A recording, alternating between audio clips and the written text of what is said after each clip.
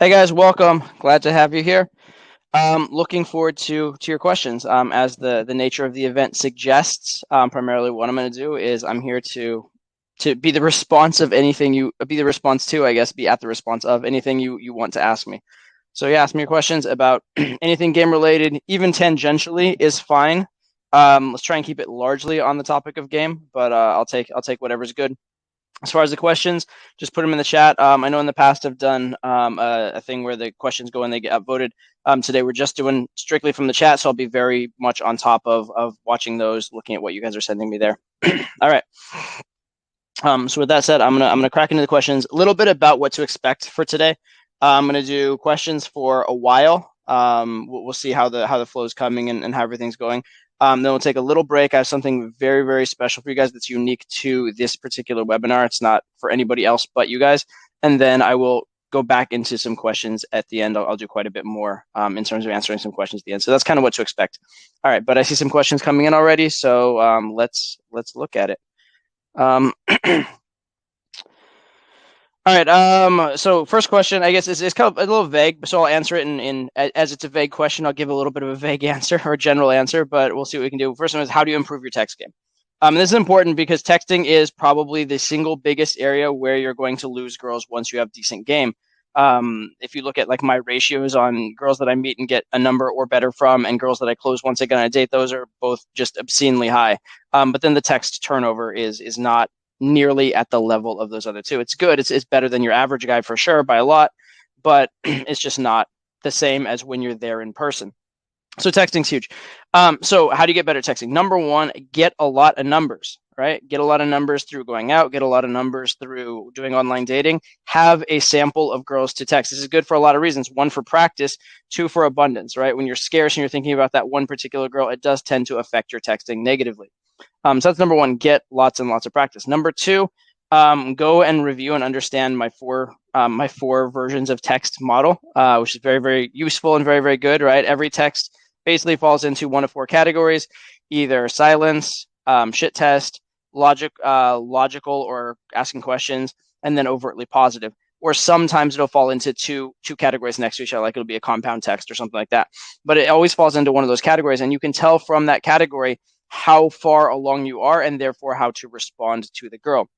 So understand that model. Understand that when you're getting silence, all you want to do is get past the silence. When you're getting a shit test, you just need to pass the shit test. You don't want to add other things because that takes away the power of the shit test pass. When you're getting logical or positive, you're going to send a compound text. You're going to answer whatever is in her text and then add something, whatever the conversation needs. Sometimes that is an escalation. Sometimes that's an increase in the vibe or the flirtation, but it's going to be a compound text, short answer, and then the actual useful part of the text. And then when it comes to closing, when it comes to something positive, you're going to be closing. But you don't want to be closing too obvious or direct. Your closing should be a sequence as well. The close should be a process and experience, not just, hey, I dropped a close like an anvil coming from the sky in a cartoon. So that model is gonna help you a lot. And then the last general thing, I mean, obviously I could go on texting for like hours, but the last very general thing I'll tell you in terms of texting is I suggest keeping an archive of your good texts. Like when you actually do get a girl out on a date, save that texting sequence, and then when you end up in similar situations with girls in the future, you can use similar text because a lot of these conversations are going to follow a similar pattern.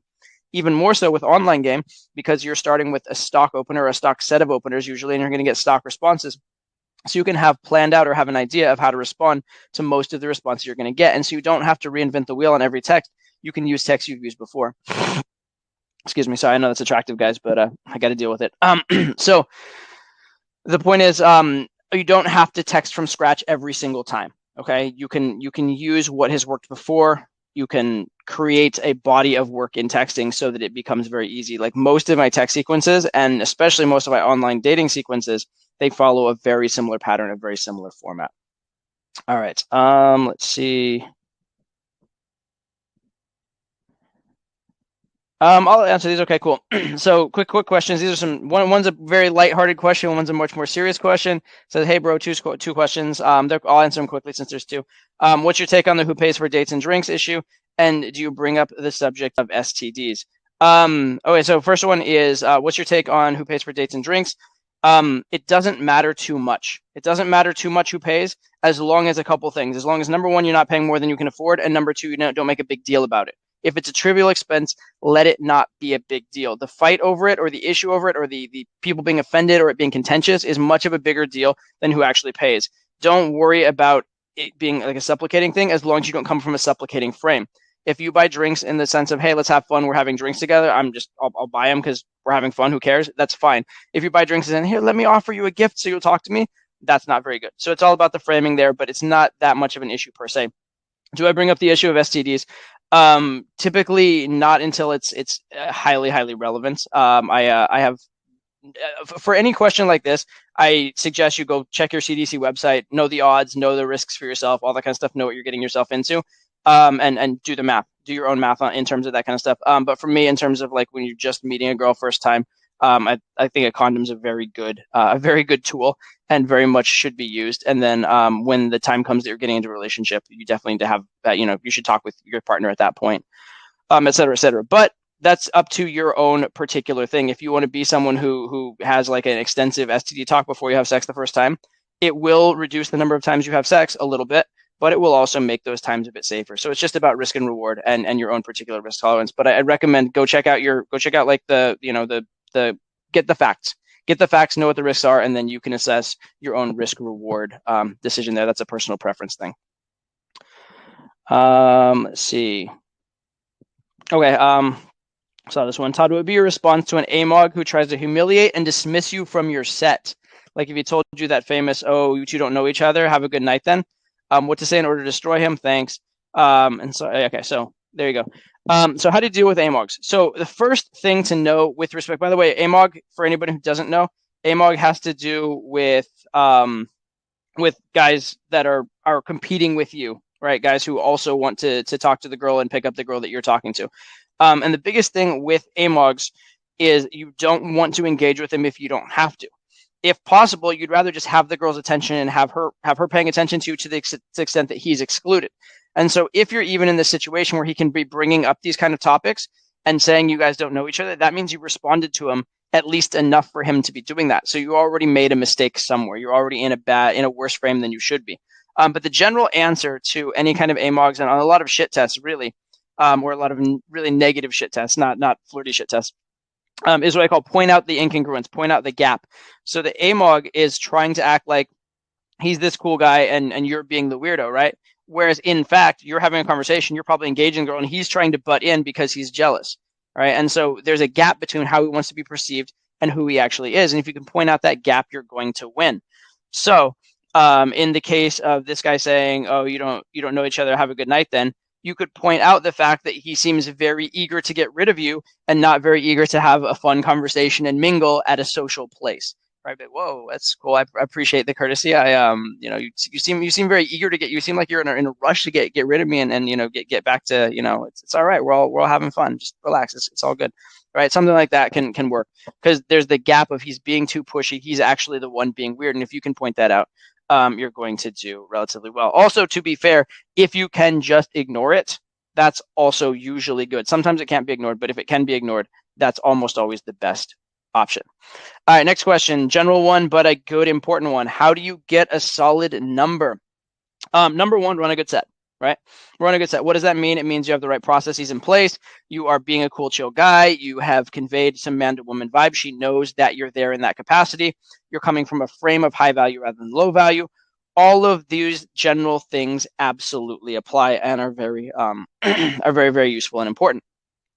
Specific to the number, though, things you want to do right at the time of getting the number to make it more solid. Number one, you want to frame it as though it's to hang out in some way. Hey, you don't seem like you'd be the worst company for a drink. How do I get in touch with you? Something like that. So it's not just how do I get your number and then it's this vague idea of why you got it. It's a number with plans behind it. And even if you don't end up getting a drink, even if you make different plans than the one you proposed, the fact that you proposed a plan at the time of getting the number changes the context of how you got the number. So very, very useful to do that. Next thing that's important, stay a few minutes after getting the number, if possible. Don't push for it. If the reason you're getting the number instead of staying in the interaction is because she has to run, don't try and keep her there and make it awkward because that will make the number less solid. But if you have the time to spend easily, spend a couple minutes just because once you've got the number, there's an assumption that you like each other. And with that assumption in place, you're building a lot more comfort, you're building a lot more connection than the previous parts of game would. So, a few minutes once you've gotten the number is actually comfort wise worth much more than a longer period before you got the number. So that's going to be very useful. Next one is make sure that one way or another you get your number in her phone, either at the time of or soon after, so that you're not texting and she wonders who the heck you are. Those kind of things. But the main thing is run a good set. Main thing is have a good interaction. That's going to trump everything else. Let's see. As a guy who has very little experience with women, what should a hard case newbie be focusing on when cold approaching? So first of all, I've said this before, do not refer to yourself as a hard case newbie. What the heck is a hard case newbie? Fuck that. Okay. You're a newbie, sure. Fine. Beginner, sure. Hard case newbie. Why are you going to call yourself a hard case? Why are you going to put it in your head that you have it more difficult or that you're not going to learn as fast as somebody else? That is ridiculous. You're going to learn and improve as fast as you decide to learn and improve. And if you decide you're a hard case, you're going to make it harder to learn and improve. In a sense, if you're coming from a lower level, your improvement should even be faster, right? You have more to, more to improve upon. You should be getting a difference in results faster. You may not get an absolute result as fast, but you should be getting a difference faster. So first of all, do not refer to yourself as a hard case newbie. Get rid of that idea. You're a beginner, fine. You have shit to learn, great. Hard case newbie, no. Okay. But what should you focus on when cold approaching? And this is the same regardless of what level you're at. You should focus on the thing that is causing you the greatest amount of lost opportunity. So if you are never doing an approach, you should focus on getting over approach anxiety and approaching, because not doing approaching at all is costing you infinite opportunity, right? You're not having any chance because you're not approaching. If you are approaching, you're just like premature ejaculating, right? You're leaving as soon as it's awkward. You should focus on staying 30 more seconds, getting into a good conversation, because that is the thing that is causing you the greatest drop off in girls, from the girls you talk to the girls you get a result with. If you're having the 30-minute conversation nowhere, you should focus on making it man to woman, letting her know that you're there in that capacity, and or you should focus on closing. Even if it feels like a 30-minute conversation nowhere, close that 30-minute conversation nowhere, and or close it 5 minutes in, because usually you're not going to go the full 30, but close it and see if you can get on a date, even if it's a platonic date, and take it from there, right? But you should be focusing on whatever the leakiest place in your process is, and that's true for a beginner, for a newbie, that's true for intermediate, it's true for advanced. It's the same process. The process is essentially the same. The skills you'll be working on throughout the process change from beginner, intermediate to advanced, but the process, the mindset, the mentality does not change.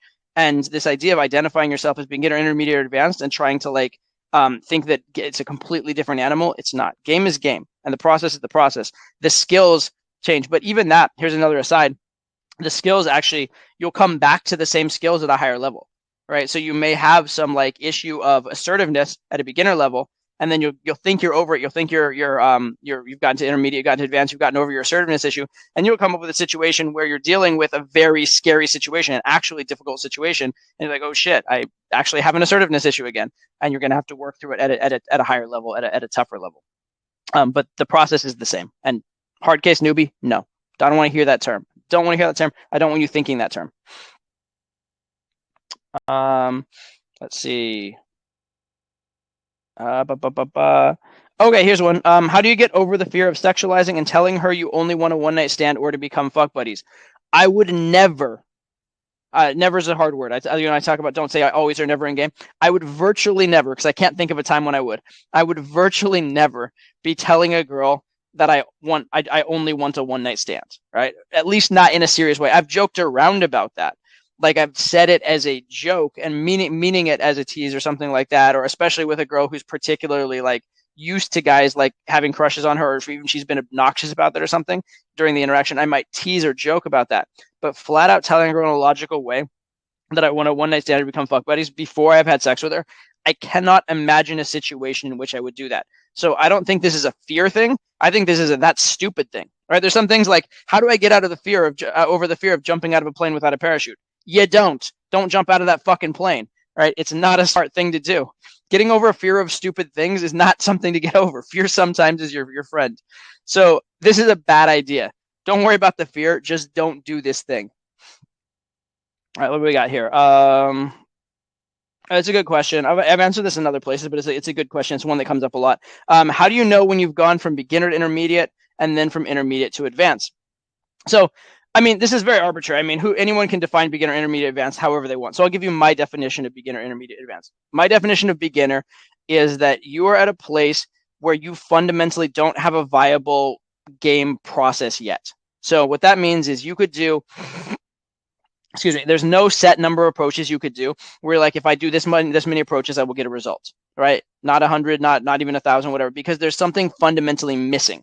There's a step missing. Like, for example, if you're incapable of closing, like you just don't have hey, if you don't have the balls to open, right? You can walk around for infinite amounts of time and never open anybody, and you're not going to get laid from that process, right? Or if, for example, under no circumstances will you escalate physically because you're just incapable of that, well, then you absolutely are not going to have a result, right? So beginner means that there's something fundamentally missing, and there's no numbers game for you even.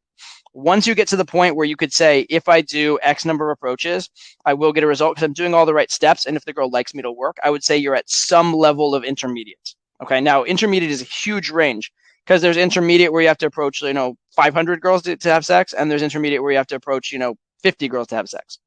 And there's obviously a huge range there. But the point of being intermediate is that you are playing a numbers game. You're good enough that if you put in you put in work, you put in enough approaches, doing your best, you will get results. And you can have a excellent dating life just by playing the numbers game and being willing to work hard, being like nose to the grindstone. I can get the results.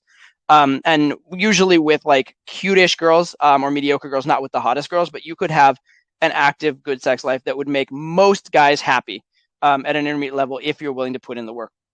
Advanced is where you're starting to get that numbers game in your favor. You're starting to get those numbers very low. You're having when you talk to a girl, it's a high percentage that you'll actually get a result and have a chance from that particular interaction. You're also probably learning how to do more difficult things like groups. You should learn groups at intermediate. You should actually learn groups at beginner, but you can do groups well, for example, can maybe handle AMOGs, that kind of stuff at an advanced level. And a big thing with being advanced is that you start to get the girl chasing you rather than you chasing the girl. So it's not this obvious, you're hitting on the girl and she decides. It actually becomes a question for the girl of whether she'll lose you. And this is going to help you tremendously with your percentages, but also tremendously with getting hotter girls, because the hotter girls are going to need to chase at some point in the process. Okay. Okay, next question. How do you interact with women you will be meeting again and again because cold approaching them would become a problem? Yeah, don't approach girls you're going to meet without cold approaching them. If you are going to have a conversation with someone without having to do an open, why would you open? It makes no sense. Okay, there are two phases in game that are weird, right? Abnormal. Two phases in game that fall outside the range of normal social expression, right? And that is opening and closing, right? Everything else in game besides the open and the close, just being better at socializing will help you. And if you're good enough at socializing, you'll figure it out. Even if you don't know the game technique, you'll muddle through and you'll get by. Opening and closing are unique. Opening, because you could, if you just were in a social circle and you just met the girls who liked you and had crushes on you and whatever, you wouldn't learn to open because you have no practice at it. You wouldn't learn to close because you have no practice at it. You wouldn't know things like what opener to use, what approach angle, how to use a false time constraint, all these really technical things. You would not get that from just being a social guy. You have to actually learn those through cold approach. So opening and closing are two things that fall outside the realm of normal social experience. And for that reason, they can feel a little weird or awkward to the girl. They're not optimal. There are also two areas where you have to be a little tryhard. The fact of opening is a little tryhard. It's necessary because it's your only way to meet a lot of girls. And it's not so tryhard it should prevent you from getting a result. It's absolutely worth doing. But it's a little tryhard. Closing is a little tryhard. It'd be, less tryhard to sit back and let her close you eventually, or to never give your power away. But sometimes you got to close, because if you don't close, you're not getting anywhere, especially if there's a time constraint. So anytime in game you can avoid opening or closing, like you can have it done for you, avoid it. So with social circle, if you're going to get introduced to the girl anyway, you don't need to go do a cold approach, especially not an awkward cold approach in a weird situation where you're approaching a group and whatever. You don't need to do that if you're going to meet her anyway, so don't. In terms of closing, if you're going to see the girl again, like if she's going to be sitting next to you in class tomorrow, you don't have to get a number to close, right? Now, if it's time for a date or a close that can actually go to sex, by all means do. Right? But for like a close that's just a contact follow-up, you don't need to make that contact follow-up because you have future contact with her. You're going to see her tomorrow.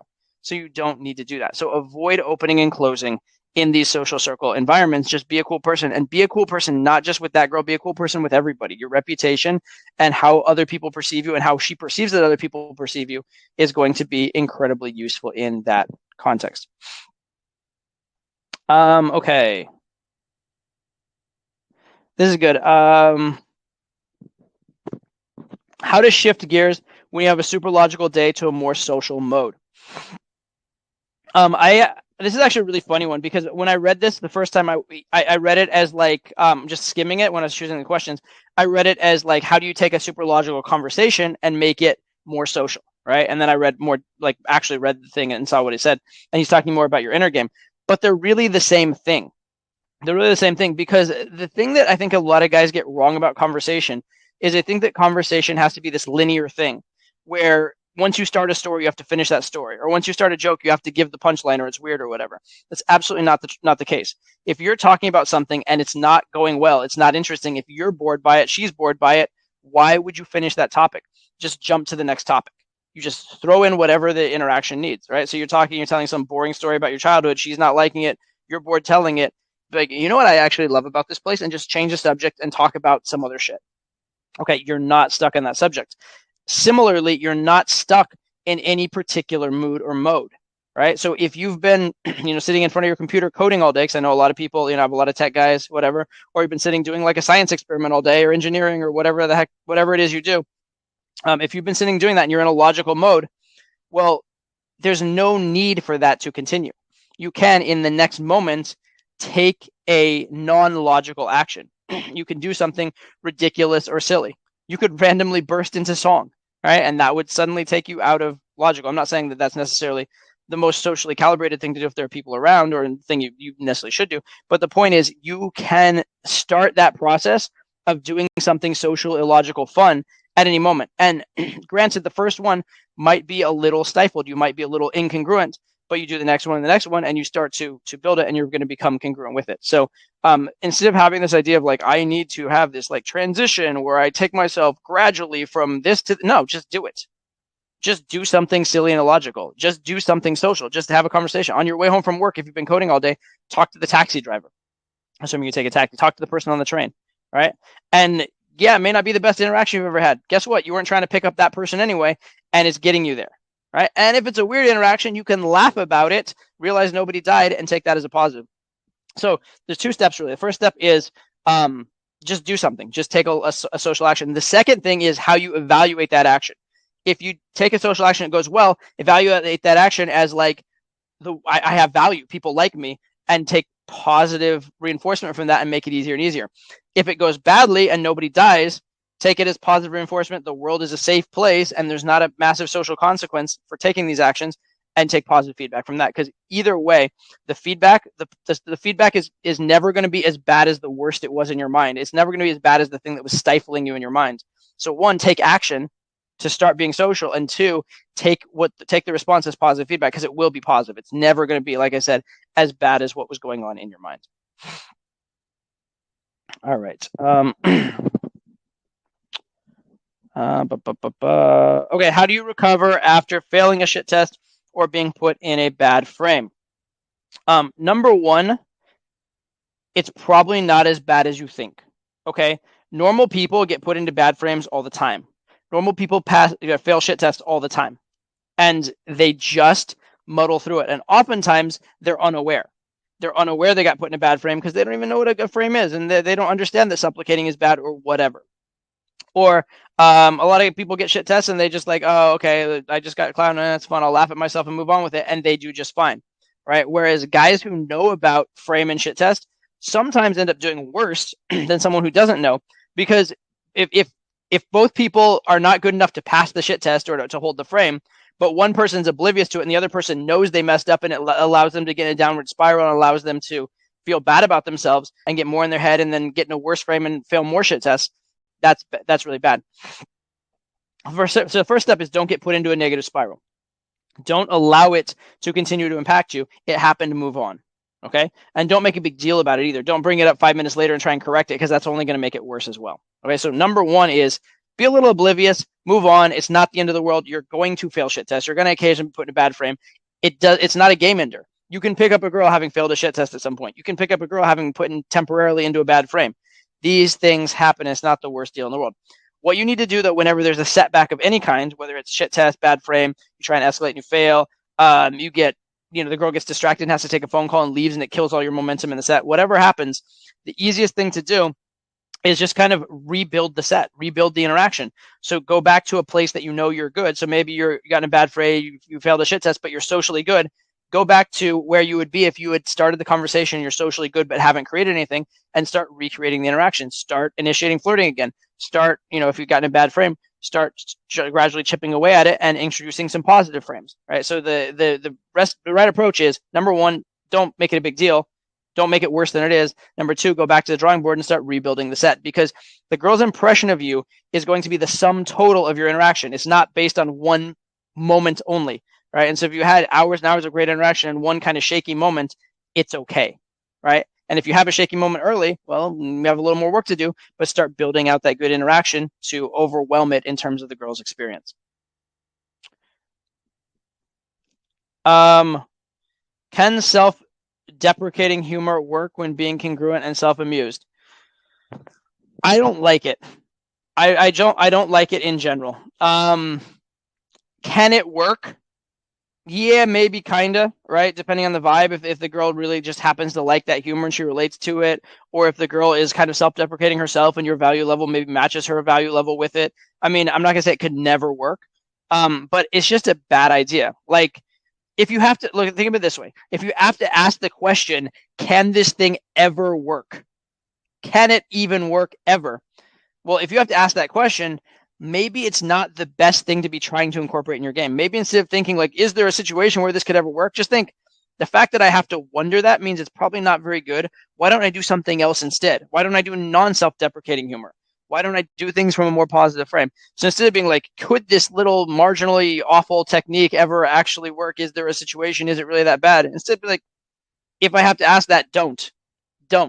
Right? It's like if you're a tennis player, it's like, is there ever a situation where I'd want to serve with my left hand at Wimbledon instead of my right hander as a right-handed player? Maybe. Maybe theoretically that could be come up with, but what the heck? Why would you be trying? Instead, just get your right-handed serve good, right? That's going to do much better for you in your tennis career. All right. What to do? Okay. What to do and not do when setting up the second date over text? When the first date ended with a poorly escalated kiss close. Basically, same texting as always. The texting is the same. If she's responding to you, right? If she's responding to you, assume it's good. It doesn't matter what got you there. It matters where you are, right? So, and don't be hung up on it. Same as the failed shit test or failed frame or whatever. Don't be hung up for like the rest of your life on, I messed up the kiss close. You're texting the girl. She's texting you back. She seems to like you. Who cares about the failed kiss close? Doesn't really matter. In fact, the fact that you tried for it probably at least did something for you. At least it made it a little bit man to woman. And at least if she comes out on a date with you this next time, she knows she's coming on a date with a guy who tried to kiss her. So it may not even be as bad as you think. And oftentimes the awkward kiss isn't really that. It may be awkward for other reasons, like she's shy or she's innocent. She's maybe not even judging for it. And at the very least, at least she has to assume you're a confident guy and you believed in yourself and went for it. So there are some positives even there. But as far as like how to text for a second date after that, the same way you would text for a second date in any other context, right? You go based on how she's reacting to you, whether she seems to like you, not based on the specific steps that got you there. In terms of how to get the second date, very similar to how to get the first date. Have good text conversation in general. Escalate. Again, I mentioned the 4-step model for text. Know where you're at, and then make those plans in the most congruent way you possibly can. Understanding that on a second date, there is one tiny difference on a second date, which can be in your favor or not in your favor, which is the girl has a greater sample of your personality. If a girl met you for 30 seconds and that's it, and now you're asking her on a date, she doesn't know much about your personality, so she's kind of guessing a little bit. Whereas if she's got a bigger personality, she knows a little more what she's going to get on the next date. But that should encourage you, because if she knows more about you and she's texting you back, that means with more knowledge, she still thinks there's a possibility. And so you should, proceed accordingly and take some actually encouragement from all of that.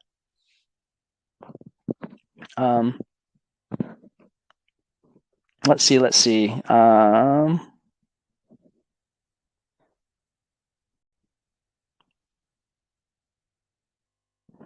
Here's an interesting one. Question about Todd. Do you feel that with all the girls you've been with, do you think your ability to pair bond was affected?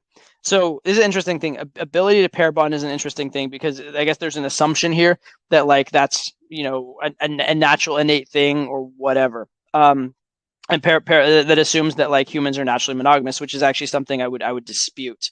I think humans can be monogamous in some circumstances, can be polygamous in other circumstances.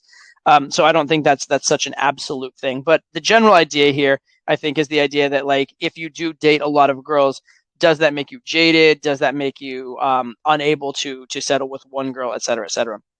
Well, I will say number one that have not settled, is a exclusive monogamous thing. I have an open relationship. I do have a long term relationship. I do have a child, all that kind of stuff. But I do have openness within it, so it's not like I've gone that route. But for me personally, um, dating or sleeping with a lot of girls never really affected my ability to connect with girls. But that said, I also was connecting with girls throughout.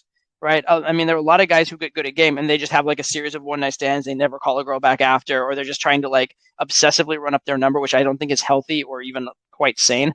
So if that's your approach, maybe that makes things harder. But for me, I was dating multiple girls, right? So from the start, from basically the time I slept with like my fourth or fifth girl, I was at least in my mind dating multiple girls. I mean, at the time, I was just dating her and then meeting other girls and getting phone numbers and going on dates. I wasn't like having multiple long term relationships yet because I wasn't that good yet.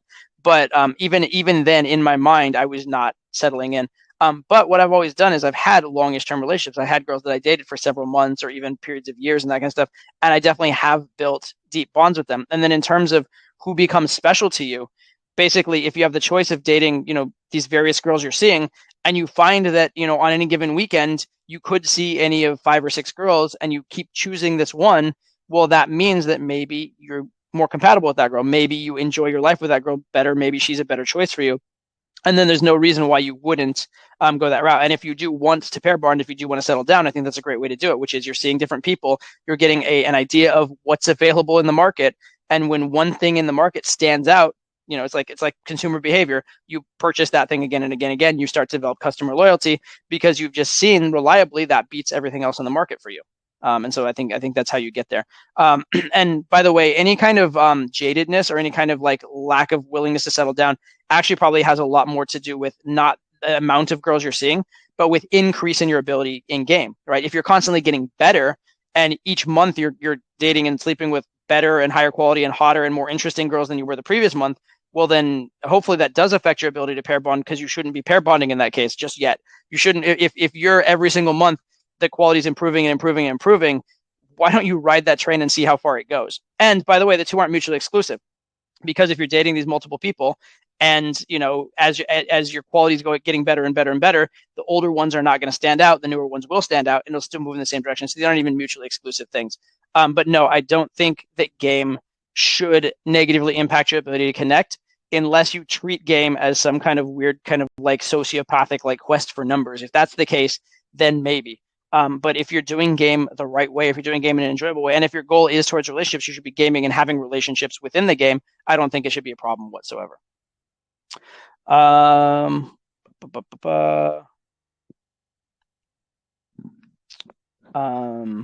okay. Is cold approach useful if I'm only interested in a serious relationship and marriage? This relates to the previous question, so I'll answer it quickly. The answer is yes. Yes. If you're interested in serious relationship or marriage, would you like to you're gonna have a partner who you're gonna, see for life, date for life, make your life partner, make a huge part, a huge investment, huge commitment in your life. Would you like to choose that from like a pool of three applicants or a pool of 100 more qualified applicants? Right? Right. Three applicants that are there by convenience or 100 applicants you chose and recruited and brought in because they were the best. Obviously, your odds are better when you're drawing from a bigger pool, a better pool, etc. So yes, regardless of your outcome, I think it's absolutely useful to be good at game, absolutely useful to have an abundance of girls, absolutely useful to be choosing from a place of not scarcity. Um, okay. Ba, ba, ba, ba.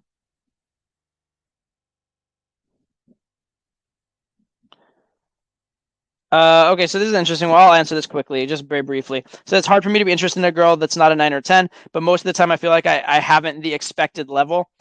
Should I lower my expectations? So there's a lot of relative things in this overall question. I do find, ironically, that sometimes the guys with the quote unquote highest standards are the guys that have no game and have never had a result. And oftentimes that's actually an ego protection mechanism. So if you like, a lot of times I'll have virgins come on program who have never kissed a girl, never been on a date. And they're like, I only want to date a girl who's this, and this. I'm like, okay, dude. Like, first of all, yeah, you don't have the game for that yet. I mean, not to say that you never will, but number one, you don't have that. But number two, you don't even know. You've never dated any of these girls across the board. And, you know, a lot of times, again, that's their reason, that's their justification, that's their rationalization for having never talked to a girl or never gone on a date or saying no to opportunities before. And so that can absolutely be the case. On the other hand, I don't recommend lowering your expectations to a point where it's no longer interesting to you. You're no longer at all sexually turned on, or where it's fundamentally different because the girl's lifestyle is so different, or because you feel nothing, so you're not even dealing with any of your nervousness. So what I usually recommend to people when they're like, you know, should I go for my absolute dream girl only and not get enough reps, or should I lower my standards and get more reps? What I usually recommend, I say lower your standards slightly, just slightly, from the girl who's your dream girl who you look to marry as the only girl you approach, to the girl who, if you hooked up with her, you'd be happy, right? If you'd be happy to hook up with a girl, go do that approach. And if she doesn't end up being your perfect marriage material, you had some fun in the meantime, you learned a little bit, you maybe found out about this girl, maybe even she'll win you over with her personality a little bit, and you'll like her more than you thought. Doesn't, you know, it could happen, who knows. But the point is, lower your standards just enough that you can get some experience, but not so much that that experience is irrelevant. Not so much that, like, after sleeping with a girl, you feel gross about it, or you feel like you don't want to go to that level. Keep some standards for sure, but don't be like, I will only date like the Victoria's Secret model rocket scientist when you're a virgin. That's a ridiculous standard. So there's some reasonable level, and the best thing I can tell you with that is really just be honest with yourself and ask yourself, is this an excuse? Is this something you're using to hold you back and protect your ego, or is this actually helping you? Okay. Okay.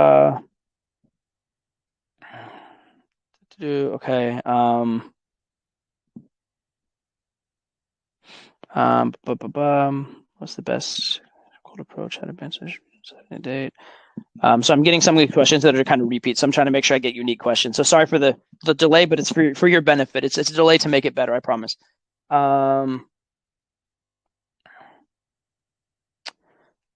Oh, hey, this is funny. I'm gonna answer this one because this came up on a webinar recently. It's funny. How do you deal with girls giving fake IOIs or wasting your time for free attention, wanting to date for free meals, etc.? Okay, this fake IOI shit, it's not a thing.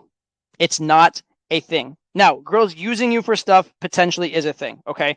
There are girls who will try and use you for money. They're called hookers, right? Or prostitutes or whatever, etc. Or to varying degrees, there are other girls that, while not officially in the capacity where that's their job description, they will act in that capacity as well. There are girls who will, you know, they're not interested in you at a bar, but they will use you for a drink. And usually they'll bring it up very quickly because they don't want to waste a lot of time, and they're not interested in a long conversation. They're just going for it.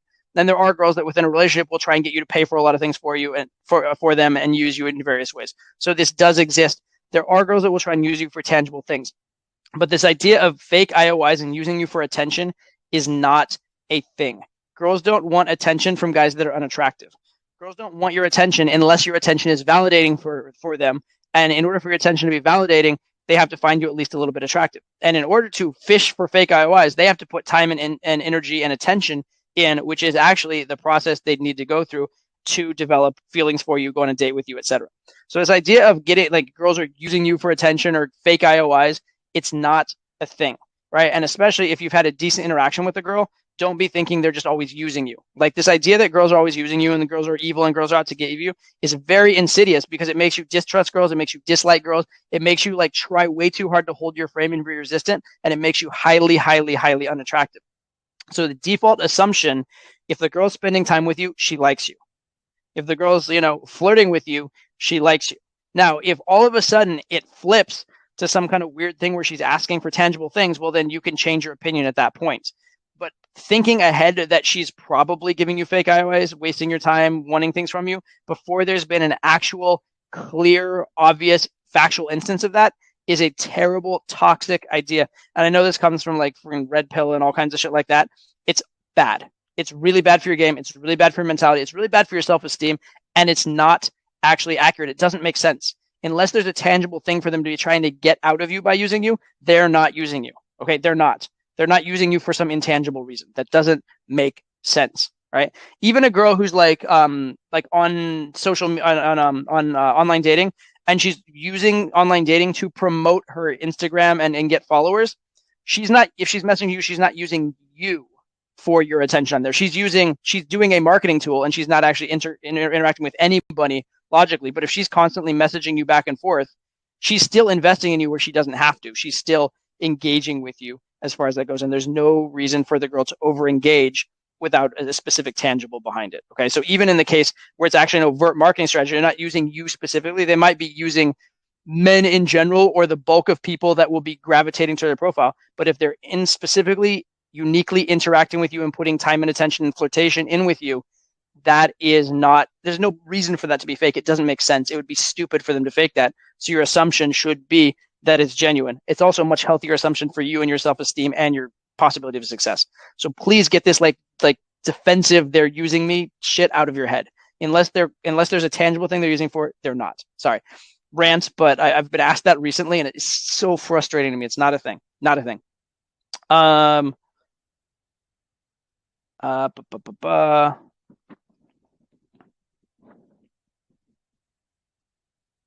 Okay, what kind of first text should I send a girl I met last night and danced with? So generally first text very, very, useful to do well. It's going to come up a lot. The best first text will be something that relates to the interaction, that continues whatever flirty vibe you had, continues whatever whatever you guys agreed to. If you guys agreed to something specific along the lines of plans, continuing, excuse me, in that frame and lightly might be the right thing to do. If you're teasing about a particular thing, continuing that vibe and being congruent with that vibe is going to be the best, your best bet.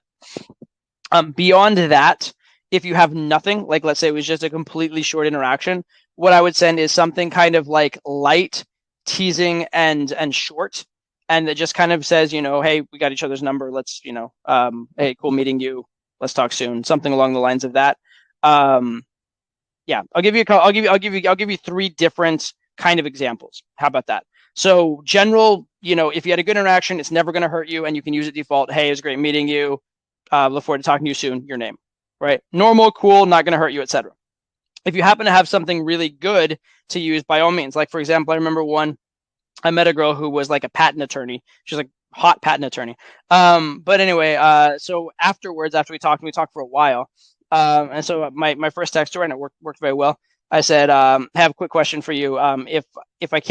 Since we talked, I can't get you.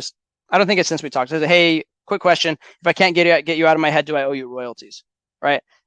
Cute, whatever, kind of funny, clowning on her job and what we talked about. And it's related to her. It's relevant. It's probably going to get a response because it's unique and clever. So if you have something like that, something that's a callback to the actual interaction, so much the better. Next one I can give, which is something I've done as kind of like a stock text from online and even stock text from some live interactions is, hey, let's see. Hey, it's Todd from Place. Cool meeting you, or good meeting you.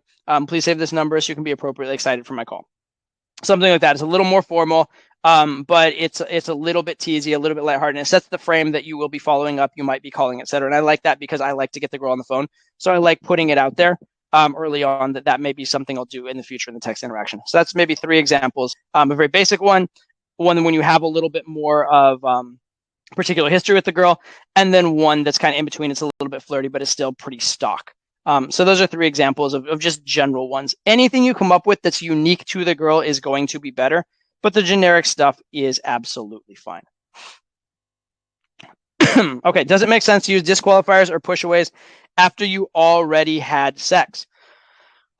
Maybe, probably less so. You're certainly not going to disqualify having sex with her, which is one of the main things that you are disqualifying before sex. You want to still tease, you want to still give a girl a hard time, and you can also disqualify other things, right? So at every point in the interaction, there's the next milestone for the girl. There's the next thing she would like to get from you, or the next thing you would like to get from her, with her, whatever. And so whatever your mission is, you can be working towards that mission. So pre-sex, your mission oftentimes is sex. One, because sex is great, and two, because sex is a great facilitator towards a relationship. Once you have had sex, all the relationship stuff becomes easier. So even if that was your end goal, the sex is a good part of it. So up until sex, you're disqualifying sex and different things like that. Later on, you might disqualify being boyfriend and girlfriend in a lighthearted kind of teasing kind of way. You could do that kind of stuff. Or you could disqualify you hanging out with her every single day of the week if that's maybe even something you don't want, or setting boundaries or whatever. Or you could disqualify it as though it's her idea to win you over. And specifically after sex, excuse me, the girl usually wants to keep you around. That's kind of the way that genetically winning works in a very generic sense, is that the guy's goal is sex genetically, and the girl's goal is to keep him around after sex. And so you can certainly disqualify that and give her a hard time about that, and let her win you over and let her chase. That could be very useful as well. And regardless of disqualifying specifically, continuing to flirt after sex is important. You don't flirt your way all the way to sex, have a one night stand, and then become like the most boring, logical guy who never makes a joke afterwards. You're going to lose a girl real quick there, because you're just being you're just being highly, highly, highly incongruent. All right, I'm going to answer this one because it's a 10-second answer. What clothes colors work best for cold approach? It's irrelevant. Just dress stylish. And don't worry about like minute details. They don't matter. Okay. All right. Let's take one more question. Let's see here. Let's take another good question here. Let's see. Does it make sense? This is a good question. How to deal with girls who are above your league? First of all, that doesn't exist. There is no such thing as a girl who's out of your league, right? Is there a girl that, like, if you had sex with her, like, your sperm would be incompatible with hers and wouldn't make a kid or something like that? Like, you're a healthy, hopefully, attractive, hopefully, member of the male sex. She's a healthy, attractive member of the female sex, hopefully. It makes sense for you guys to have sex together. It does. It's natural, biological. It's yeah, whatever. And also, girl being out of your league, she's as out of your league as she perceives herself to be. If she perceives herself to be out of your league because you've acted lame and not shown value, yeah. If she perceives you to be, herself to be in your league, or you to be in her league, I guess, whatever, either way, then you're there, right? If you were the exact same person and you were a billionaire, would you be in her league? If you're the exact same person, you were the king of a country, would you be in her league? If you're the exact same person, you were in better shape, would you be in her league? Right? So if you were the exact same person and you were just her type, she just happened to like your type, would you be in her league? Right? It's completely and utterly relative. And also, if you've been lame with 100 other girls and you, for whatever reason, with her, are just cool from moment one and are your best self with her, are you in her league? Yeah, even if your other girls of lower caliber were out of your league because you actually brought less to the table with them, you didn't bring your best game.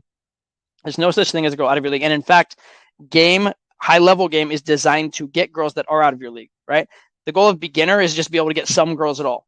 The goal of intermediate is to be able to get girls that are consistent, get girls consistently, and get the girls you're supposed to get the girls you deserve, the girls that are, quote, in your league, right? The goal of advanced is to get girls super frequently and to get the girls that are out of your league, the girls that on paper you wouldn't normally be getting. And by the way, you are in their league, though, because the experience you're providing is better than any other experience they can get through the addition of game. And that's actually kind of the point of game overall. Okay. So I have something kind of, as I mentioned before, I have something kind of special for you guys. This is unique for you guys on here. So if you guys are liking this, if you guys are enjoying, getting my questions answered by me, enjoying getting this feedback, enjoying seeing me uncensored and raw, and sometimes, having an emotional moment, and just going off the cuff, and you're learning from it, actually put that in the chat. If you guys are enjoying this, if you're learning from this, go ahead and just write like a little Y or yes or learning or something like that in the chat. Would be absolutely great, just so I can see your guys' feedback. But yeah, if you guys are liking this, if you guys are learning from this, I want to talk to you about something here. So I'm launching something really big tomorrow. It's actually something that we started kind of in a beta test mode. We've been doing it for about a month. It's going really, really well.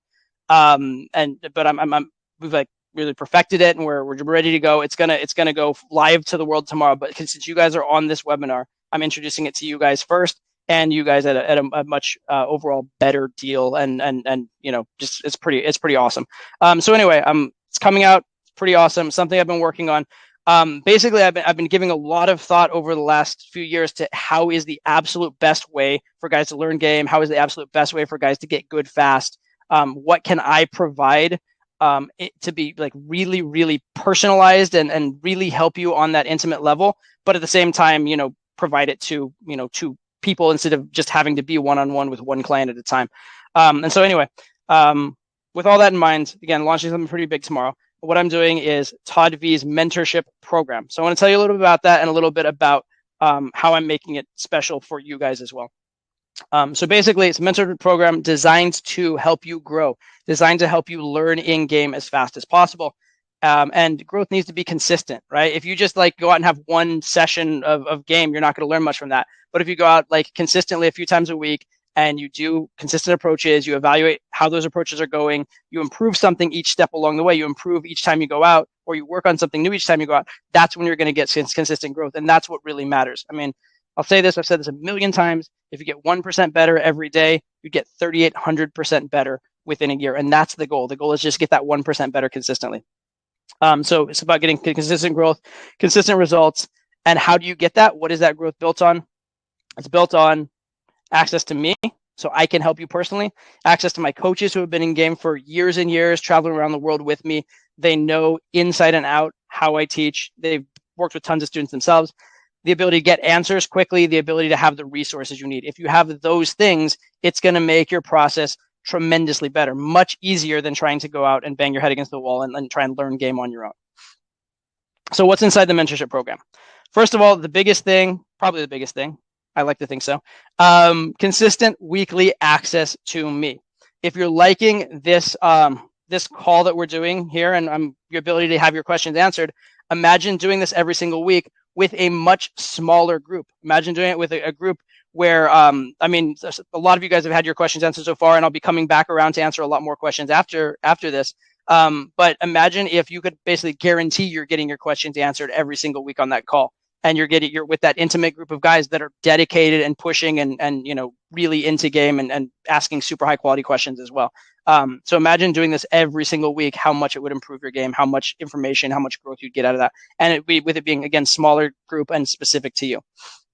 And if it's all year long, it's not just one time, but it's week after week after week as you achieve new sticking points, as you achieve new milestones, etc. I like that idea, achieving a sticking point. That's a cool idea. It's like it's achieving a new sticking point. Anyway, side note.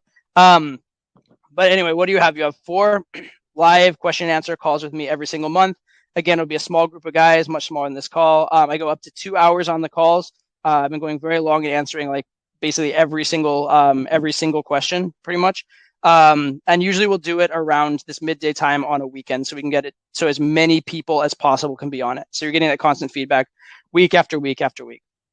And you can ask me anything, right? You can ask me about technical game, ask me about your sticking points, ask me about inner game, dating relationships, basically anything.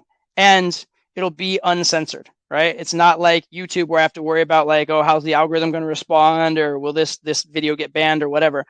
I can say whatever because it's a private forum. It's within our little group. So I can give the real stuff, and specifically certain topics I don't really address on YouTube that much. I don't talk about a lot of physical escalation topics on YouTube for obvious reasons. I'd like to talk more about those. I don't talk as much about taking girls home on YouTube because there's diciness of how that can be taken out of context. I don't think there's anything wrong with anything I would say there or anything even controversial personally, but YouTube might disagree with me there.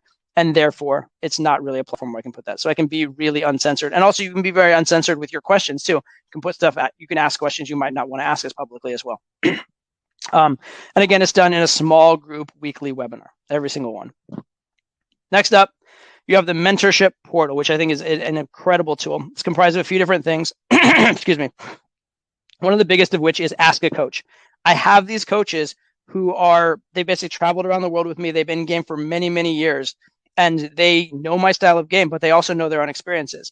And they can give you amazing, amazing answers. So on the Ask a Coach form in the portal, basically I'm paying my coaches specifically as part of their job to answer your questions. Actually, to be fair, right now, so far, I'm just answering every single question personally. Over time, it's going to be that every single question gets answered by me and or a coach, maybe both. We'll see.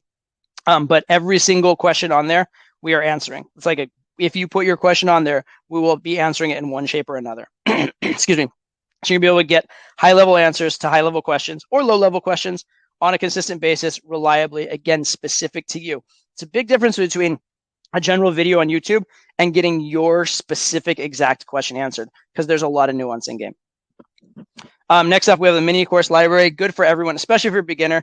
But for everyone, there will be information that you don't know. It's the fundamentals, but the things that are really critical in terms of night game, day game, online game, how to pull a girl. We have stuff on fashion as well. So these library of mini courses for you to access, where you can learn from being a total beginner to being absolutely competent, and also a lot of advanced fundamentals that most guys, even advanced guys, don't know.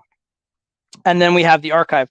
So as we're answering questions, as we're creating forum posts, as we're doing these videos each week, we're clipping out the best segments, the best answers, so that you can go view them searchable as we go. So that's something that that's an ongoing project with this to make it consistently better over time, is we're archiving the best, putting it there for you in a searchable way so you can get your answer on demand. You don't have to wait for the Ask a Coach response to come back to you. You can just do a quick search and go find that answer if your question or something similar to it has been asked before.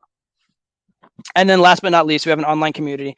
Don't overlook this one. One huge thing when I was learning game was there were these online forums, this online community, this sharing of ideas between guys who are at the same level, at different levels, encouraging each other, where you could like read somebody's field report and steal their lines. Or you could read somebody's field report and get an idea, like, oh, I've been in that situation. I didn't do this. Maybe I'll do that.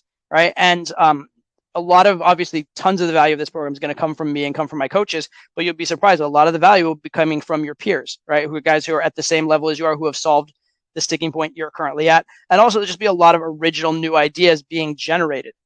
So I'm really, really happy about this. I grew up in a culture of sharing in this community, and I'm really glad to be, bringing that back out. The other thing too is it's anonymous. A lot of people don't like Facebook groups because they're not on social media. They don't like it, which I totally encourage and totally with you on. And or they don't want to post their real identity with a question. So this is anonymous and it's not connected to social media. So you can absolutely be on there and you ask whatever question you want without fear of anything coming back at you.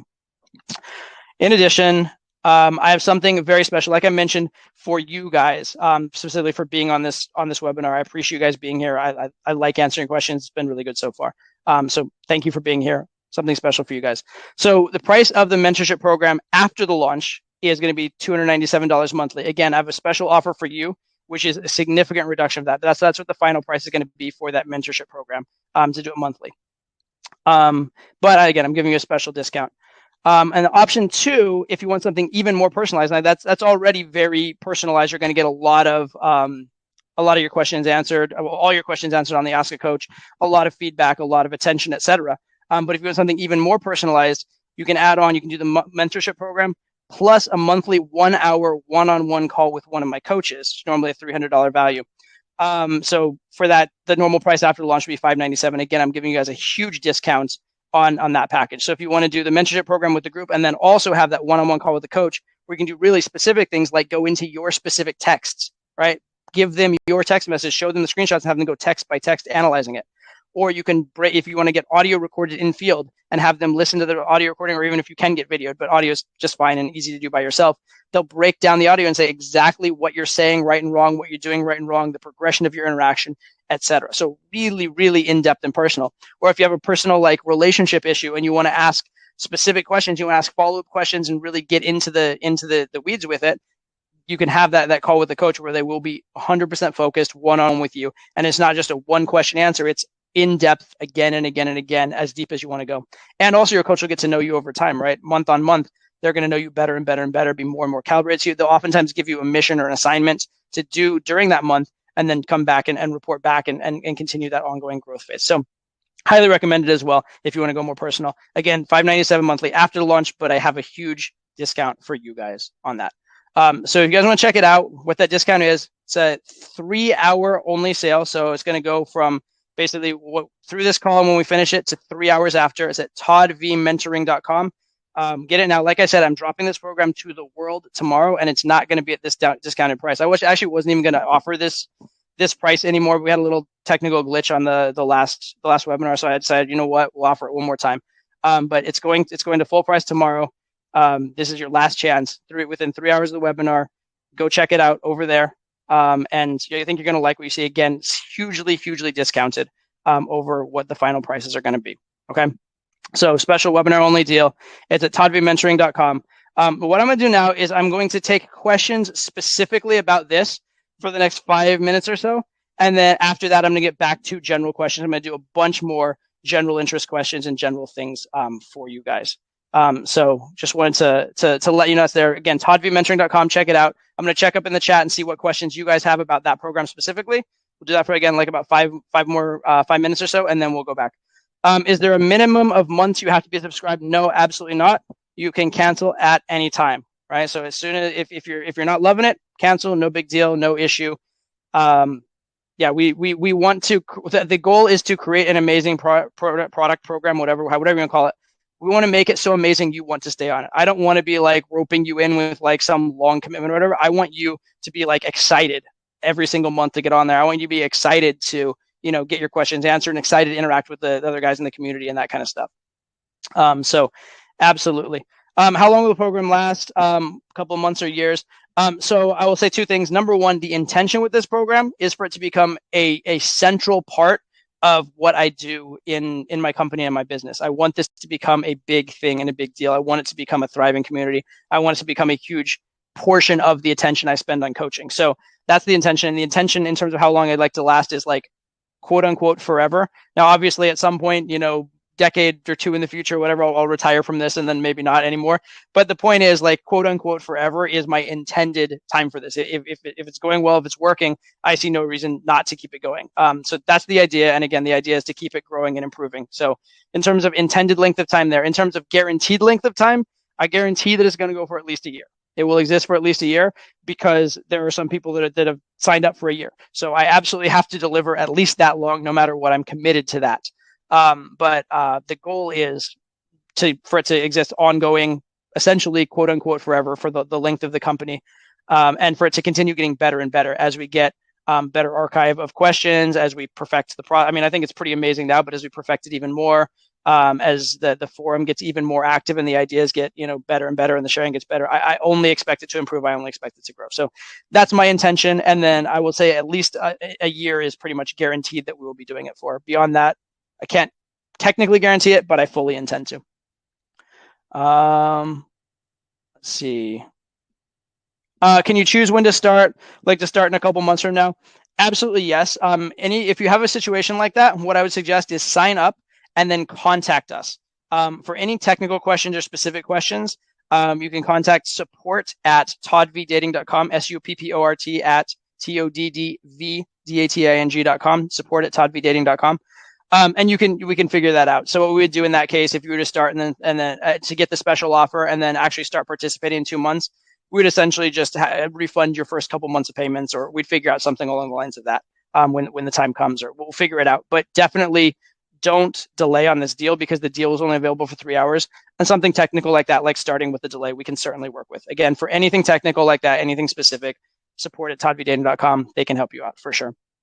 Do you pay all the months you want in advance for the deal? Go check it out over at the website. I think it's pretty clear over there. But no, you don't pay all the months in advance. You just pay for the first month, and then again you can cancel at any time. There's no commitment. No, you're not roped in any way, shape, or form. Completely fine there. Let's see. Someone says I'm from the UK. Any chance of a UK coach? I actually do have a coach who is a UK citizen. And who's been working in Europe and spent some time in the UK. All my coaches have actually been to London and have done game in London as well. But I do have actually specific to the UK, I do have a European guy. We do have coaches around the world. We have coaches with different specializations. We have, for example, JP, who is like one of the absolute best I've ever seen at day game, if not just like the best at day game. He's insane. And amazing at night game too and everything, but day game specialist and incredible there. So, he's a guy you can work with. We have Matt P. I don't want to give his full last name. We have Matt, my coach, who is basically the specialist night game coach. Incredible with inner game, incredible with a lot of other things, but also insanely good at night game, can help you out there. And also has a lot of experience working in nightlife and doing some high level social circle type stuff and those kind of things. We have James, my coach in Europe. Insane. If you guys have ever seen his post on our Facebook group, He's amazing, tons of information, gets just insane reviews. He's good at just generally everything. He's also really good with the European market. He deals with European girls all the time, and European girls and American girls are a little different in terms of calibration. So he's a great choice in terms of that. And by the way, if you do opt in for the thing with the coach, this won't be the deal long term, but because we're going to just, one, we want to keep the program small and intimate in general. But if it does get to a point where for manageability, we may not allow this. But for now, if you have a particular coach you want to do, sign up and let us know, and we can have you work with that specific coach. So if you happen to know JP, you happen to know Matt, you happen to know James, and that's your preference, let us know and you can work with them. Now, if some coach gets to capacity in the future, that may not be the case, but for you on this webinar, you can do that. We can do that for you right now. Okay. Let's see. Can the coach help with approach anxiety? Yes. They can help you with inner game. They can help you with missions. They can help you with mentality. They can help you with doing exercise. They can help you with all these different things. And every single one of these coaches has dealt with tons of guys with approach anxiety. You get guys with approach anxiety in my live programs, which these guys have taught with me. I get, they've dealt with all of these guys have done many coaching calls and gotten rave reviews from their clients as well. And they've dealt with guys at every level from beginner all the way up to advanced. So yes, they can absolutely do that. Let's see. Would the mentorship program help if I need more practical help, like a push in approaching instead of theory? Yes, in a number of different ways. Number one, hopefully it'll motivate you and, give you the, for example, a lot of times if you're not going, it's partly a nervous thing and partly a technical thing, and we can help you through that technique. We can give you game plans and action plans. I can do that on the calls. We can talk about that. You can talk about that on the forum with other guys that are going through it. You could have some accountability from other guys on the forum, especially if you make friends over there, etc. And one of the best things, if you want to push, would be doing that 1 hour call with the coach. Doing that 1 hour call with the coach and having that accountability. You're going to show up and do that call, and they're going to know if you didn't do it, and they'll give you drills and assignments and exercise and ways to get through the approach anxiety, ways to do, for example, progressive desensitization, mentalities to take, things you can say that'll make the approach easier at a beginner level, which you can then ramp up as you get to intermediate and advanced levels. So they'll do all that specific coaching, and I can do some of that specific coaching as well on the group calls too. But then having that coach as a mentor who you're going to specifically talk to will be absolutely useful. What's the cancellation process like? If you do want to cancel, just notify us and we'll cancel right away. It's a very easy cancellation process. Again, support at Todd V Dating is your source for like everything. It's your source for anything technical. It's your source if you do in the future want to cancel, which not going to because you're going to love it. But regardless, if for whatever reason you did, then yeah, it's very, very easy. Not a problem whatsoever. Okay. Someone said they just joined. Is there a link to the questions? You should be getting a link to the forum very, very soon. Some of that might be done manually, so I would expect it to come within a period of hours, probably up to a day at most. You should be getting it very, very soon, if not pretty close to instantaneous. If you have any issues with any of that, support at toddvdating.com. Okay. Yeah, support at Todd. Yeah, someone put it in there. Support at Todd V Dating. Is it the correct email? From Harry Singh. Yes, that is the correct email. For any questions you have, anything particular. When will the weekly coaching calls start? In general, we're going to make them around midday Eastern time. So I think typically we've been doing like around 11 a.m. Eastern time. So that way anyone who reasonably is in the United States or Europe can very easily get on them.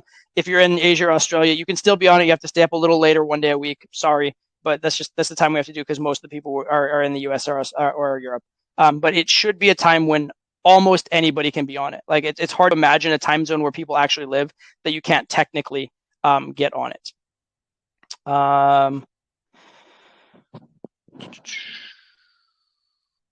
Can you request 2 coaches? You'll pay extra. Potentially. What I would say is sign up and then shoot an email to support@toddvdating.com, and we'll try and work something out with you. I'm certainly open to having you do an extra coach and do a bonus coach or whatever. So yes, we don't have that technically as a checkout option on the page, but definitely just sign up if that's the case, sign up for the coaching with a coach, and then shoot us an email and say, hey, I want to do. I want to include a second coach, and I want to take advantage of the special offer. Can I do that? Again, support@toddvdating.com. Absolutely, we'll hook you up with that. And I admire your enthusiasm. It's awesome. I think that's a great idea.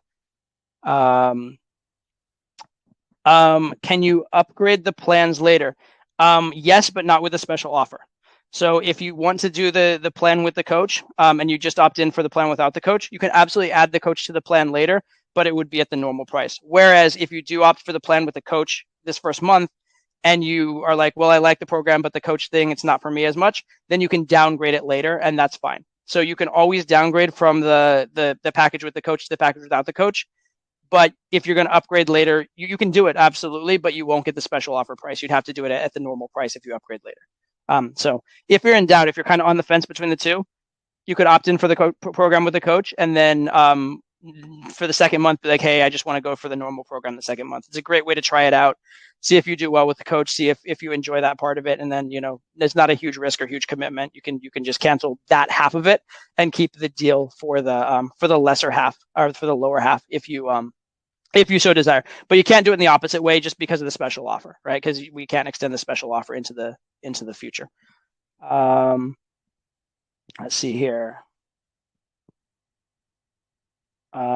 Somebody said, this is the same question. If we order the discounted 60-minute coaching call, we want to change to the other option, do we have to pay full price? No, you can downgrade from the one with the coaching call to the one without in the future without and take advantage of the discounted price on that one. That's not a problem at all. We can definitely do it in that direction, just not in the opposite direction, because then technically you'd be purchasing the upgrade outside of the discount window. But yeah, should be fine as far as that goes. Okay. So I'm going to get to, remember guys, again, toddvmentoring.com. Go check it out over there. The offer is pretty insane. If you haven't checked it out, you might be surprised that the price is significantly lower than the final prices. So definitely check that out if you haven't. I'm going to, what's in the mini course library? So we have day game, mini course on day game, mini course on night game, mini course on online game, mini course on pulling, and I believe a mini course on fashion as well. Those are what we currently have. We may add something more in the future, but that's what we have currently. Again, this is a living, growing program, so by all means, we may add even more mini courses, but those are the ones I can guarantee you already exist and are already up there for your immediate, and you get those immediately. You log in, you have access to all those courses like from day one. And by the way, not that I want anybody doing this, but if you were to sign up, check out all those courses, and then cancel, you technically can do that if you wanted to. Although I am confident that you won't. I'm confident you're going to love the program and stay on, etc. But yeah, all the mini courses are right up there. You can access those instantly, right from the second you sign up. Okay. Someone said, how's this program different from the system? The system is an online program where all the stuff is delivered through video content. This has that in the form of the mini courses are very much in the similar format to the system, where it is me delivering seminar content, me delivering step-by-step instructional guidance. But this has that live elements. It has the live calls with me. It has me answering your specific questions. It has the forum. It has the Ask a Coach where you can interact with my coaches, and it has the one-on-one calls with the coach. What's the cancellation window? Cancel whenever. Like as soon as you want to cancel. No big deal. Like if you sign up, you don't like it, support at toddvdating.com. Hey, I'd like to cancel. Done. Not a problem. How the mini course is different from the system. Again, they're a similar sort of a format in terms of the delivery mechanism, right? It's me going through step by step, teaching you that area. They're much more specific. Like day game is specific to day game, whereas system is all of game. Night game is specific to night game. System is all of game. Texting game, obviously specific to texting, etc. I will say they're not as fully in depth as a system. The system is a mega course, right? So they're not as in depth as the full system, but there's many of them. So in total, the amount of information is really perhaps even on par with the system. And again, it's much more targeted to that particular area of game.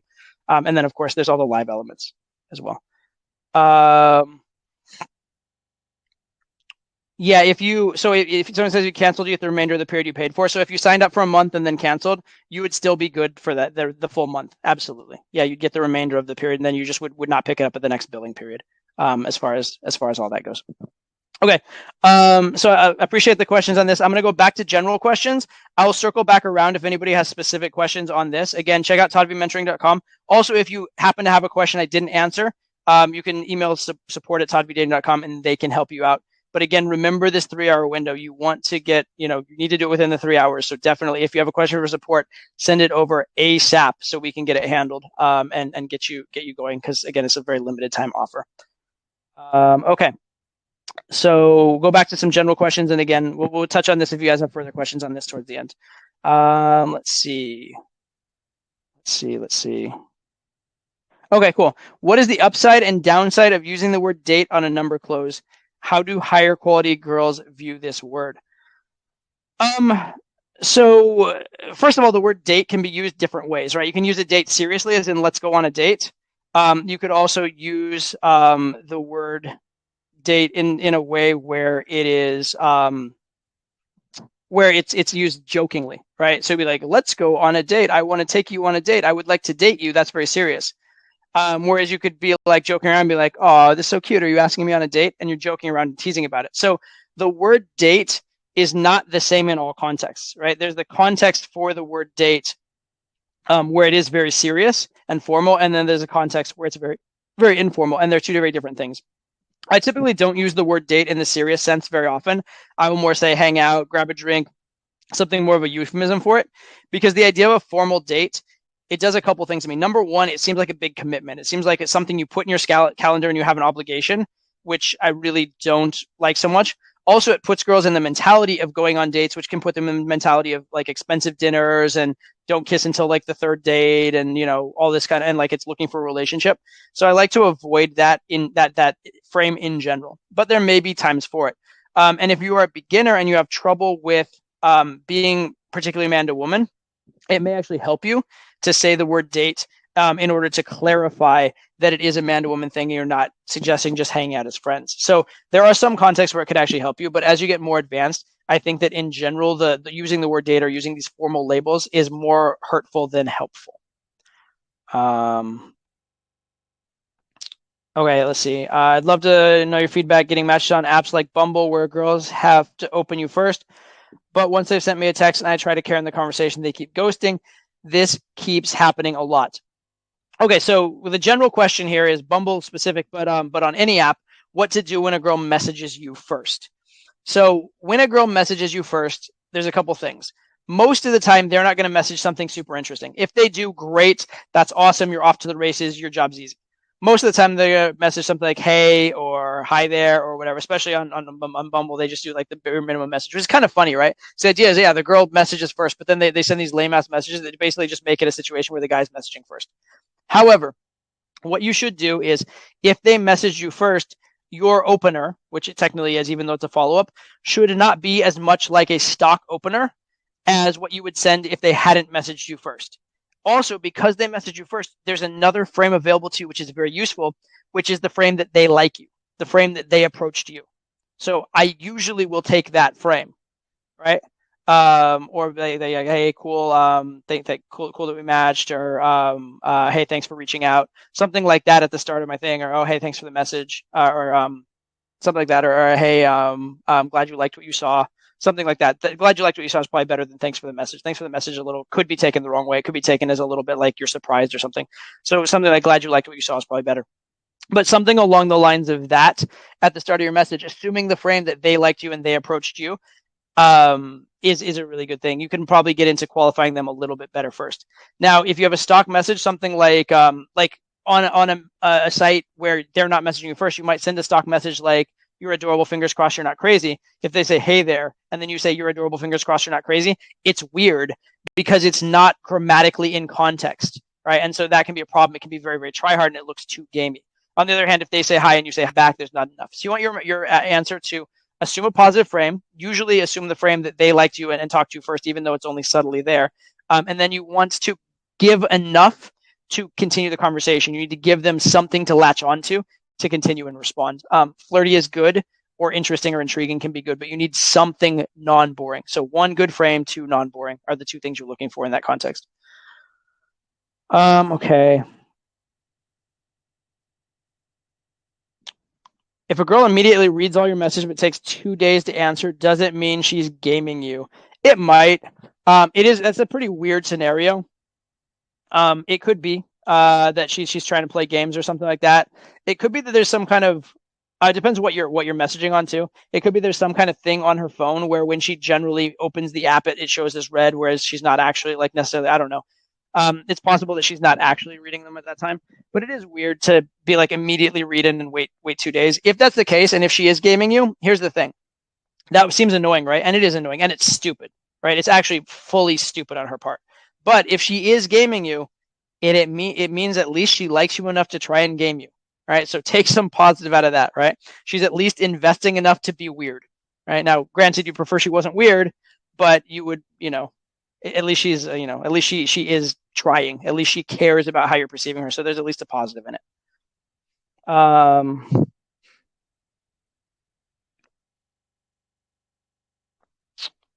Okay. So awkward question: how do you transition into French kissing when making out? I'm really insecure about that. How to transition, introduce it, and what can I, when can I do it? Thanks for this Q&A. Um, so this is gonna sound funny. I don't even know exactly what the labelings for kissings are and shit like that.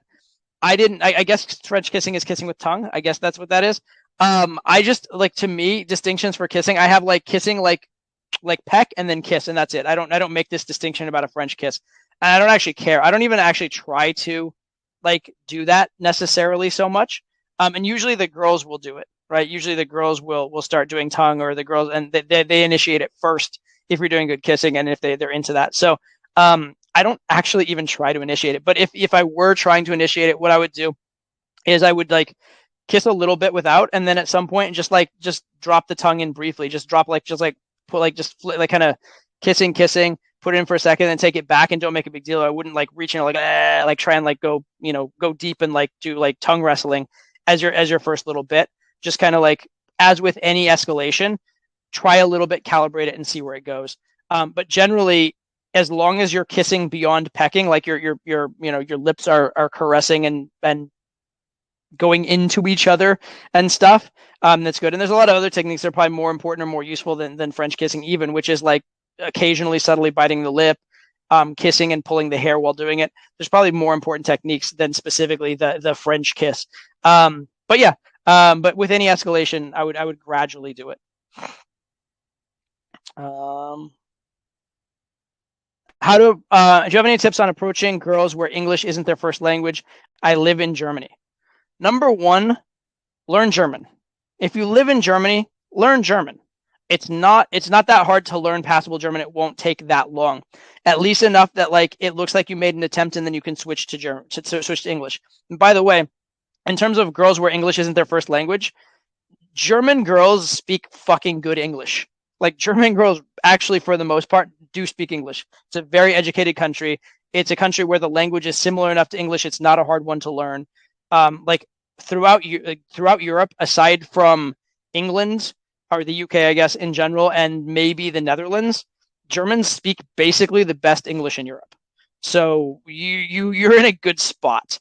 But for any situation where English isn't the first language, learn a little bit of the language and then switch to English, because luckily for you, English is an international language and most educated people will speak it.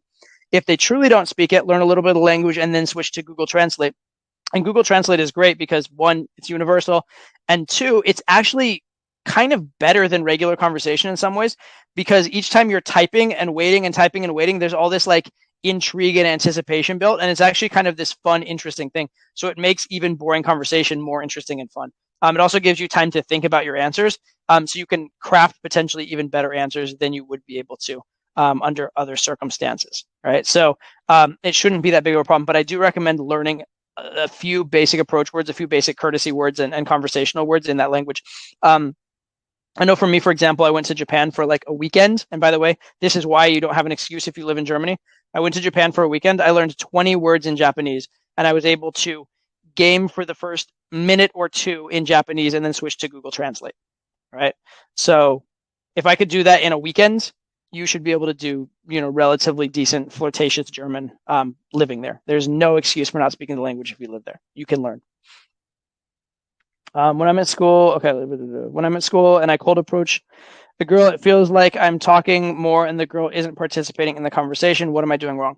First of all, depending on what school you're going to, you don't necessarily need to be doing cold approach, right? If you're in high school and you're going to see the girl over and over again, don't do cold approach in high school. If you're in college and it's a college of a few thousand kids, consider doing semi-warm approach as opposed to hardcore cold approach. Consider doing a social approach as opposed to I'm hitting on you direct cold approach, and then bringing up the man to woman later in the conversation, because again, you're going to see girls over and over again. You're going to develop reputations. You're going to have social proof. You're going to have friends in common, et cetera, et cetera. So first of all, don't necessarily be doing cold approach in a school setting, depending on the setting. If it's a huge state institution with 30,000 kids or whatever, okay, fine, whatever. But just be calibrated about that. If the girl's not participating in the conversation during a cold approach, there's a number of things you'd be doing wrong. Number one, possibly you're talking too fast and not letting her talk. Two, possibly you're being very boring and you're not giving her any inclination to talk. Possibly you're just talking without giving her a reason to talk, i.e., if you're just telling stories or just telling your opinions on things, but you're not leaving any gaps or you're not, involving her in some way. So oftentimes maybe you're talking. So anyway, yeah, I grew up in Colorado. It's funny. Actually, wait, where are you from? Right. And then she says, and then she says her thing. You give a little, oh my goodness, that state. I freaking hate people from there. Anyway, but so in Colorado, and you go back to your story. And so you're throwing in these little tidbits of you're keeping her on her toes, keeping her engaged, making her participate a little bit, and just so she doesn't get into full spectator mode. So that can be the case. It could be if she's not participating, it's because she just doesn't like you, in which case your vibe is off, etc. So there's a million different reasons for this. It's hard to know what they are, but those are some of the more common ones. Thoughts on workplace gaming? Same as what I said about gaming in school. Number one, don't get fired, right? There's all kinds of issues with that kind of stuff. So don't escalate in the workplace. Don't get yourself fired from a job you like. And then secondly, don't do overt game. Do being social, being fun, being cool. And then the idea is to get someone in a social setting outside of work, and then you can escalate from there. But escalating at work, very bad idea. Please don't do it. Okay.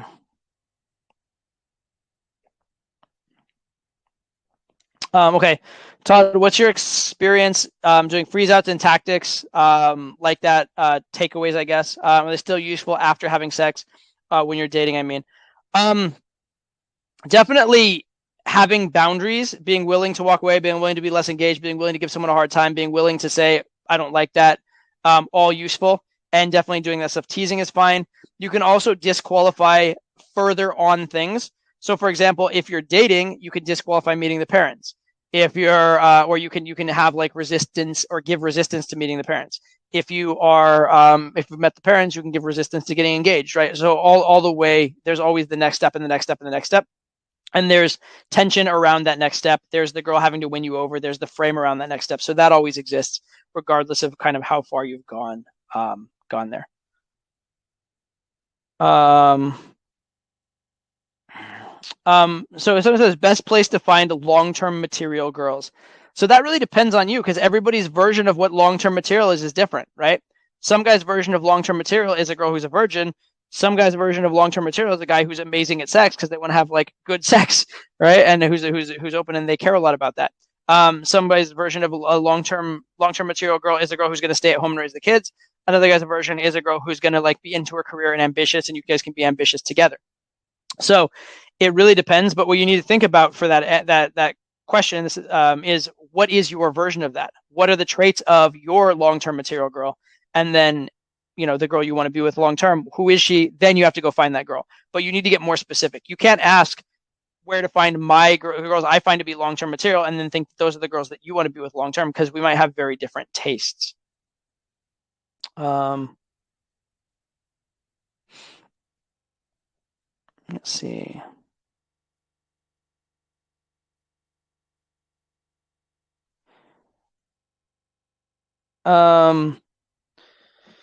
So here's interesting. Would you agree that a girl you're dating should delete her Insta and stop texting any guys to show she's loyal?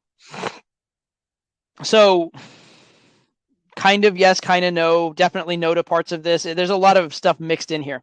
So, excuse me, there's the question of would I appreciate it if a girl organically did these things versus should I push her to do them? Would I appreciate if a girl just happened to delete her Instagram and not text any other guys? Yeah, absolutely. That's really cool. That's nice. I appreciate that. Would I tell her to do that? Depends. To stop texting other guys, maybe if it's super flirtatious and it's like annoying and these guys are like hitting her up all the time and it's like it's ridiculous. Maybe. Or if it's like some idea of like keeping your options open, I might just be like that's weird. I'd probably I wouldn't be like you can't do this. I'd probably just laugh at her. I'd probably just roast her on it so much and like make her feel so like that whatever that like make her feel like it's silly and stupid and like she's being judged for it and like whatever maybe. But I wouldn't be like you can't do this. I don't like doing the jealous thing. As far as telling her to delete her Instagram, probably not. Right? That's like a weird like I probably wouldn't go there. First of all, for the most part, when I start dating a girl until it's pretty serious, it's relatively open anyway. So it's not like a situation where I would be even saying that stuff or even demanding it. But really, in general, when you're talking about girls' behavior, it's a lot better that it be com- commanded rather than demanded, right? It's commanded by your behavior because she likes you, because she's afraid of losing you, because she feels that urge to loyalty, and because she's the one striving to be more, more something with you. And so it's not like you have to tell her to do it, is that she does it organically. So if you're in a situation where the girl like wants to have more of your attention and wants more of your time, she's likely to organically do this stuff to keep more of your time. And if she knows that like her texting other guys, you kind of like eye roll over, you're like, really? That's like fucking lame, right? And she's deeply invested in trying to get closer with you. She's probably likely to do it on her own rather than you having to be like, you have to stop doing this, right? So you don't want to be the person that's like making demands and laying down rules and stuff like that. You'd much rather that the relationship dictates it and it happens organically because she doesn't want to lose you, because she's into you, etc. So that's really the better way for these things to happen. And there's certain things that you can ask and certain things you can't ask. Like asking, well, I mean, you can ask anything, but there's certain things that are a good idea to ask and certain things that aren't. Asking a girl to never talk to another guy again ever in any context is kind of a little over the top. Asking a girl not to like do like hour-long phone calls every evening with her ex-boyfriend is pretty fucking reasonable. So, it's all relative as far as that goes. Uh, I'll answer this last. This will be the final question. Quick reminder for you guys: if you haven't, go check out toddvmentoring.com. We got that special webinar deal. Again, it's only for 3 hours, so definitely check it out. You're going to want to get on there ASAP. Again, only for 3 hours. Any questions about that, send to support@toddvdating.com and let us know ASAP any questions, because again, you have that limited window. So I'm going to take one last question here, and then we'll call it. What's your take on marriage? Is it just a way to get a better mortgage? In some ways. So I do believe in connection, and I believe in raising a family. I think that having a mother and father both present for a child, because they're going to be the two people in the world that care the most for that child, I think there's a lot of value in that. I think it's very, very useful. That said, marriage and raising a child together are not necessarily the same thing. So marriage has a lot of legal things with it, a lot of implications with it. It has a standard state contract or national government contract, whatever, that goes with it. And so I don't agree with all the things in that contract. So I would say that what I would do is have my own contract, have my own agreement, have my own, if I did get married, I would have like a prenup that's very specific and has the terms of our actual arrangement written up in it. Or you don't necessarily need to be married to do a lot of things with it. But then just a way to get a better mortgage, yeah, it can help with like sharing financial assets or like, I guess, like better tax rates and things like that. So by all means, it makes sense to do it. But I would say make sure that whatever the agreement is, it's something you agree to rather than you just taking the given agreement by the state blindly. So make sure you actually like the terms of your relationship, and make sure that whatever the terms of your relationship are congruent to you and the girl you're with, not just what we're congruent to, the mass of humanity in general. So those are my tips there. I don't believe that I think marriage is largely symbolic and partly for taxes, but I do like the fact of raising a child together. I do like the fact of having a deeper commitment with someone and having something grow over time. So I think those are all very, very good. Okay, guys, thank you so much for being here. I appreciate all the questions. Definitely check out toddvmentoring.com. Again, if you haven't checked it out for whatever reason after all this time, go over to that website. It's a huge discount, and it's only available for 3 hours. We're opening it to the world and going to not these terms anymore, starting tomorrow. So this is the last chance to get it. 3 hours only. Get on that. And thanks again for showing up. I appreciate it. Any questions following on anything else that comes up with regards to that site or whatever, support@toddvdating.com is your go-to. All right. Good talking to you guys. Hopefully I'll talk to you guys there as well. And hopefully I'll talk to you guys in general in the future. Take care.